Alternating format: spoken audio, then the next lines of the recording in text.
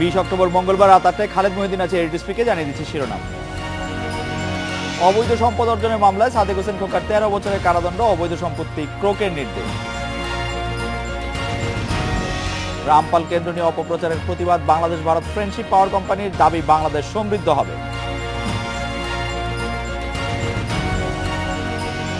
বনশ্রীতে 10 শিশুকে উদ্ধারের ঘটনায় গ্রেপ্তার 4 জন, জামিনে মুক্ত, অভিযোগের প্রমাণ না পাওয়ায় চূড়ান্ত প্রতিবেদন।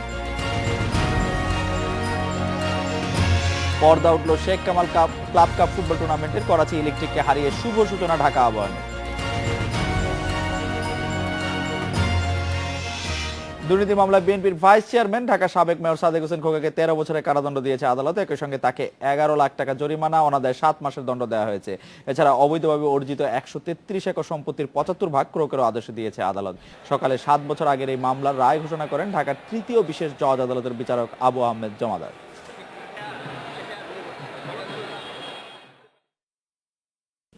2008-এ সম্পত্তির তথ্য গোপন ও অবৈধ সম্পদ অর্জনের অভিযোগে ঢাকার সাবেক মেয়র সাদেক হোসেন খোকা, তার স্ত্রী ইসমত আরা, মেয়ে সারিকা সাদেক ও ছেলে ইশরাক হোসেনের বিরুদ্ধে মামলা করে দুর্নীতি দমন কমিশন।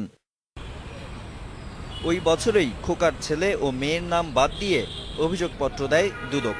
আর অভিযোগপত্র জমার আগেই উচ্চ আদালতে গিয়ে ইসমত আরা তার বিরুদ্ধে এ মামলার কার্যক্রমের ওপর স্থগিতাদেশ পান। গত বছরের 30 অক্টোবর অভিযোগ গঠনের মধ্য দিয়ে এ মামলায় বিএনপির এই জ্যেষ্ঠ নেতার বিচার শুরু হয়। কিন্তু এর আগেই চিকিৎসার জন্য যুক্তরাষ্ট্রে পাড়ি জমান খোকা। এ মামলায় দুদকের পক্ষে সাক্ষ্য দেন 40 জন। তবে পলাতক থাকায় সাক্ষীদের জেরার সুযোগ পাননি খোকার আইনজীবী। রায়ে 10 কোটি টাকার বেশি অবৈধ সম্পদের মালিক হওয়ায় খোকাকে 10 বছরের সশ্রম কারাদণ্ড দেয়া হয়। পাশাপাশি 10 লাখ টাকা জরিমানা, অনাদায়ে আরও 6 মাসের সাজা দিয়েছে আদালত। আর 9 কোটি টাকার উপর সম্পদের তথ্য গোপন করায় তাকে 3 বছরের কারাদণ্ড দেয়া হয়। সেই সঙ্গে 1 লাখ টাকা জরিমানা, অনাদায়ে 1 মাসের জেল দেয় আদালত।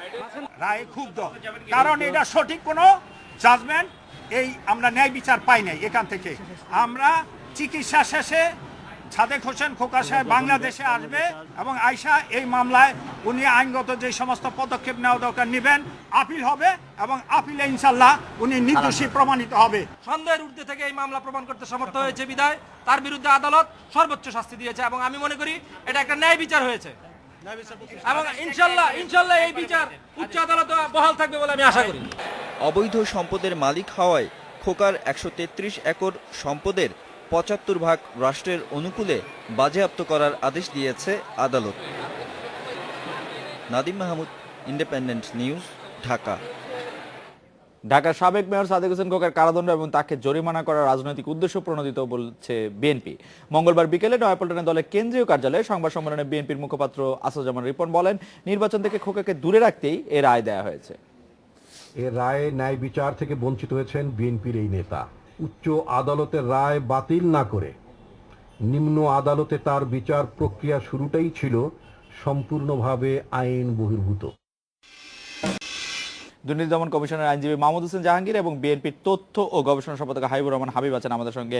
অ্যাডভোকেট মাহমুদ হোসেন জাহাঙ্গীর, যুক্তরাষ্ট্রে চিকিৎসাধীন সাদেক হোসেন খোকার রায় শুনে গণমাধ্যমে অভিযোগ করেছেন এই মামলায় আইনের অস্বাভাবিক প্রয়োগ হয়েছে। তার বিএনপির মুখপাত্র আসাদুজ্জামান রিপন বলেছেন, যখন এই মামলাটি সহ আরো অনেকগুলি বিষয় উচ্চ আদালতে পেন্ডিং, তখন বিচার আদালতে রায় ঘোষণা মনে হয়েছে যে এটি একটি রাজনৈতিক বিবেচনা এটি করা হয়েছে। এর ক্ষেত্রে আপনি কি বলবেন জনাব মাহমুদ হোসেন জাহাঙ্গীর?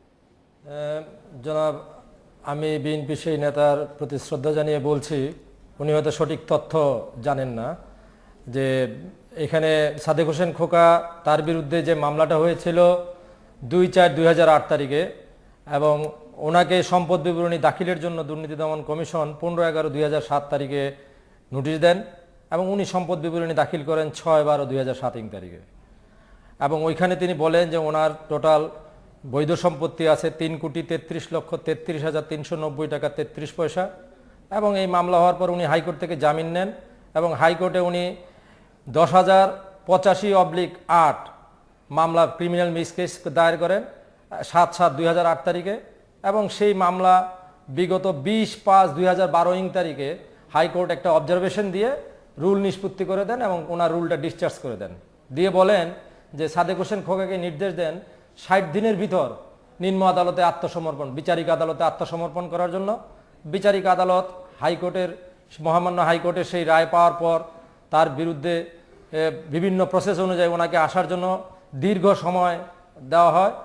উনি এই অতঃপর বিজ্ঞ আদালত ওনার বিরুদ্ধে 30/10/2014 ইংরেজি তারিখে ওনার অনুপস্থিতিতে ফৌজদারি কার্যবিধি 339(b)(1) ধারায় ওনার বিরুদ্ধে অভিযোগ গঠন করেন।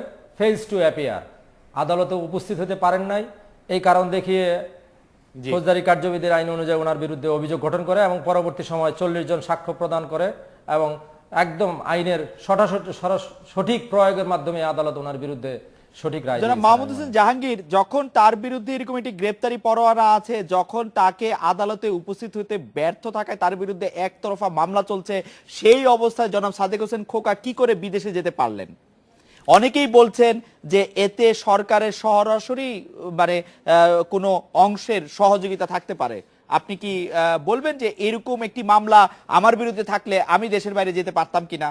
যখন নিম্ন আদালত আমাকে বলছে যে আমি পলাতক আছি, সেজন্য আমার বিরুদ্ধে মামলা প্রসিডিংস ড্র করতে হবে, যখন উচ্চ আদালত বলছে তাকে 60 দিনের মধ্যে আত্মসমর্পণ করতে হবে, এই অবস্থায় কি আমি দেশে থেকে বিদেশে যেতে পারতাম?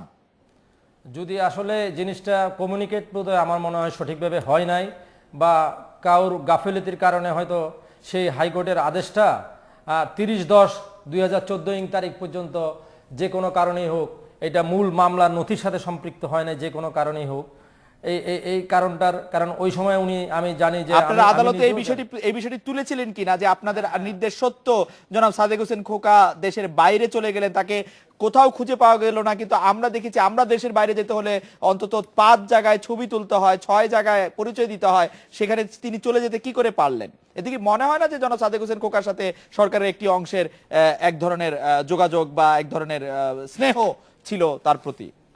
সেটা আমি তো বলতে পারবো না, যদি থাকে বা না থাকে সেটা আমার বিষয়ও না। আমি জনাব মাহমুদ হোসেন জাহাঙ্গীর শুধু কারাদণ্ড নয়, সাদেক হোসেন খোকার সম্পদ ক্রোকের নির্দেশ দিয়েছে আদালত, সেটি কিভাবে সম্পন্ন করা সম্ভব হবে?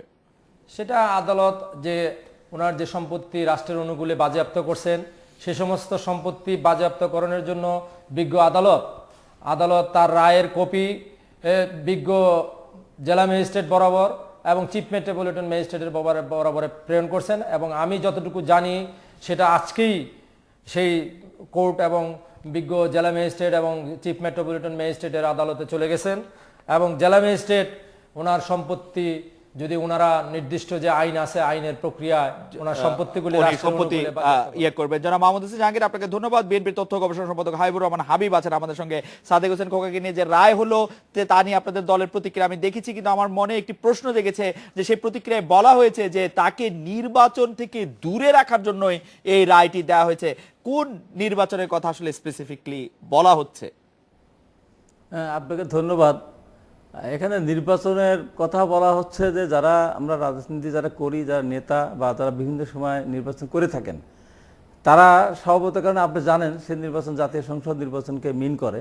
সেই নির্বাচন কবে হবে সেটি বড় বিষয় না, যে জাতীয় সংসদ নির্বাচনের জন্য সাদেক হোসেন খোকার মতো একজন জনপ্রিয় ব্যক্তি অংশগ্রহণ করতে না পারেন, সেই কারণেই তার বিরুদ্ধে এই ধরনের একটা ষড়যন্ত্রমূলক ভাবে তড়িঘড়ি করে তার বিরুদ্ধে একটা রায় দেওয়া হয়েছে। জনাব হাবিবুর রহমান হাবিব, আপনারা যে এই কথা বলেন যে তার বিরুদ্ধে ষড়যন্ত্রমূলক তড়িঘড়ি করে একটি রায় দেওয়া হলো, এতে করে কি পুরো বিচার বিভাগের উপর, যেখানে আজকে বিচার বিভাগ নির্বাহী বিভাগ থেকে সম্পূর্ণ আলাদা, বিচার বিভাগের উপর অনাস্থা প্রকাশ করা হয় না? জনাব হাবিবুর রহমান হাবিব, বিচার বিভাগের উপরে না, বিচার বিভাগের আমি অনাস্থা প্রকাশ করতেছি না। আজকে বিচার কার্য যেভাবে সম্পন্ন হচ্ছে, এখন রায় একটা দিয়ে দিলেন, ধরেন আমাকে আপনি অন্যায়ভাবে আমার বিরুদ্ধে একটা মৃত্যুদণ্ড দিয়ে দিলেন, এখন আমার পরিবার বলবে যে এটা সঠিকভাবে হয়েছে? আমাকে যদি উপযুক্তভাবে সবকিছুকে যদি আমাকে সেভাবে যদি আমাকে অংশগ্রহণ করতে দেওয়া না হয়। জনাব হাবিবুর রহমান হাবিব, জনাব সাদেক হোসেন খোকা আদালতে গেলেন না, জনাব সাদেক হোসেন খোকাকে পরোয়ানা দিয়ে আদালতে নেওয়া গেল না, সেই ক্ষেত্রে তিনি কিভাবে সমান সুযোগের দাবি না করতে পারেন? আমি আপনাকে বলি জি, যে সাদেক হোসেন খোকার নামে শুধু এই দুদকের মামলা না, অনেক মিথ্যা মামলা দেওয়া হয়েছে। এবং আপনাদের জেনে রাখা উচিত সাদেক হোসেন খোকা একজন বীর মুক্তিযোদ্ধা, এবং এই বাংলাদেশে যারা রাজনীতি করেন, আমি তার গুণগান গাচ্ছি না, এই বাংলাদেশের রাজনীতি করেন তাদের মধ্যে সাদেক হোসেন খোকা একটা অন্যতম সমাজসেবক সমস্যামূলক কর্মকাণ্ড করে থাকেন এই ঢাকা শহরে যারা বসবাস তার করেন মানে পুরো এই ঢাকায়। নয় যে তিনি কোনো দুর্নীতি তার করতে মানে পারবেন আমি না, বলতেছি না, তার আমি মানে এই ওটা- নয় যে তিনি কোনো দুর্নীতি করেন না না। আমি দুর্নীতি বাংলাদেশে আমি- অনেক সাদেক কিন্তু হোসেন- দুর্নীতি করেছেন কিন্তু আসলে। না না আমি আজকে বলছি সাদেক হোসেন খোকা তো ঢাকা শহরে বাড়ি ছিল পাকিস্তান আমল থেকে। জি, জি। ঢাকা সাদেক হোসেন খোকার পাকিস্তান আমলে বাড়ি ছিল ঢাকা শহরে, এখনো আছে। পাকিস্তান আমলে সাদেক হোসেন খোকা গাড়ি ছিল, নিজে গাড়ি চালিয়েছেন। জি, জি। আজকে বাংলাদেশে এই বর্তমান সময়ে বহু মানুষ আছে যারা চাল চুলো কিচ্ছু ছিল না, জি, জি। আজকে তারা কোটি কোটি টাকার আজকে তাদের বিরুদ্ধে তাদের সম্পদ হয়েছে।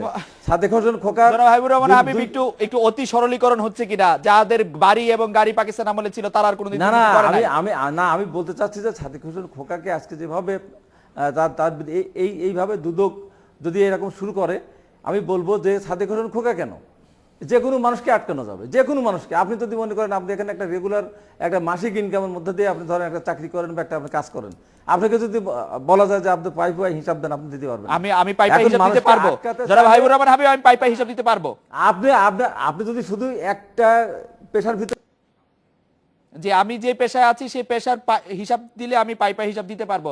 শুনছিলেন জনাব হাবিবুর রহমান হাবিবকে। একটু বিরতি নিচ্ছি, ফিরছি একটু পরে।